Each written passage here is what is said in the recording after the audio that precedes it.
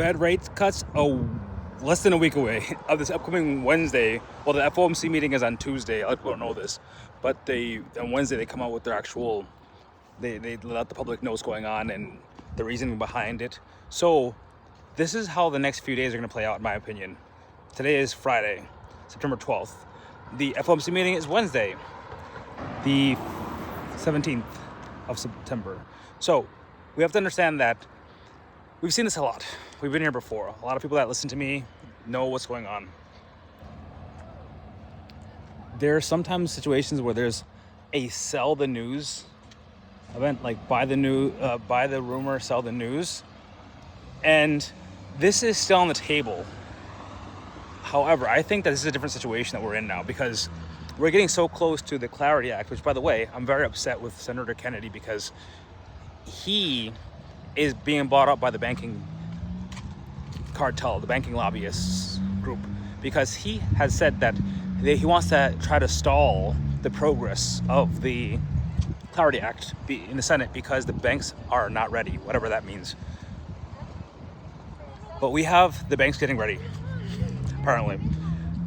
We have a lot of organizations, a lot of companies, a lot of treasury companies that are trying to buy cheap crypto, cheap Solana, cheap XRP, right? Even though for a lot of us, cheap meant a long time ago, years ago, for some of the stuff that we've been buying. So I do think that leading up until next Wednesday, what we're gonna see is maybe bullish, right? Sundays have been pretty bullish. Saturdays, usually afternoons are pretty bullish. Saturday afternoon through Sunday, CME futures comes up. Sunday, 6 p.m. Central Standard Time. I think that'll be green. I think it's bullish. Obviously S&P hits all-time highs, hit it yesterday.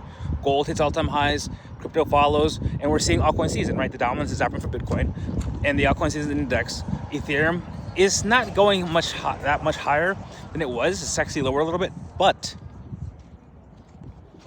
Solana and XRP and certain other crypto projects are pushing the total dominance of the others, which is everything that's not Bitcoin and Ethereum, up in dominance.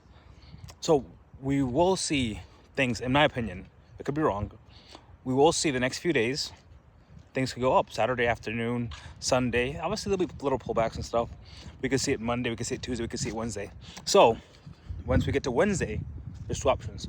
Option one is the more expected one by people that are positive, that are kind of new to crypto, which is we see what is called buy the rumor, sell the news. So we're buying, anticipation.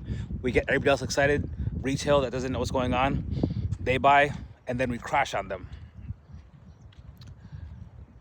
That one is likely. However, if a crash does happen, what that means is that it'll be for 3 or 4 days max, in my opinion, maybe a week max. That's just to clear out the weekends, to scare people. And then we're going to run again towards the end of the month in altcoin season fashion. And also a few flash indicators have flashed for Bitcoin going down, specifically Bitcoin, not the market as a whole, Bitcoin. Option number two is shit goes up, consolidation the next few days, leading up to the meeting. And after the meeting, we fucking moon. Probably not going to moon like that, but things will go up. You might see some new all-time highs. We saw an all-time high for Binance today, BNB. You might see a fucking all-time high for Solana if things just go up like crazy. I don't think it'll happen like the next 4 days, but if it does just go up, remember, not in a straight line, if it does go up, we might see a new all-time high for Solana by the end of this month, before October 1st. So, just to repeat, altcoin season, the way these things work. During Bitcoin season, generally speaking, Bitcoin goes up, altcoins don't really do much. Altcoins can go a little bit up, but Bitcoin is going crazy, and everything else is just either stable or going down, or going up a little bit. During altcoin season, however, altcoins can run, and Bitcoin can run. Altcoins can run, Bitcoin can lag. Whatever, the difference is that during altcoin season, I think, depending on what you're looking at, the top 50 outside of Bitcoin or the top 100 outside of Bitcoin are running faster at higher percentages than Bitcoin. And this is usually for like an extended period. It's not for like 2 or 3 days. It's like 30, 60 days. Some people would say that we've been in altcoin season ever since Ethereum started outperforming Bitcoin. Although, in my opinion, all that Ethereum did was recover from where it was at the beginning of the year. So I'm not impressed by Ethereum thus far. I'll be impressed by Ethereum if it goes to like 5,000, 6,000. But even when you adjust for inflation, it probably has to go to like 8 or 9,000 to really get back to that level. It's not like Solana or XRP. XRP too, to a certain extent, but these projects can go higher. And keep in mind that Solana, this is some alpha, actually has hit a new all-time high in total market cap. Fun fact, it's the highest number it's ever been for all Solana. Take all Solana and multiply it by the value of each Solana. That's the market cap. However, it has not hit a new all-time high per token. That's a little bit more complicated, but simple understanding is this. They release more tokens.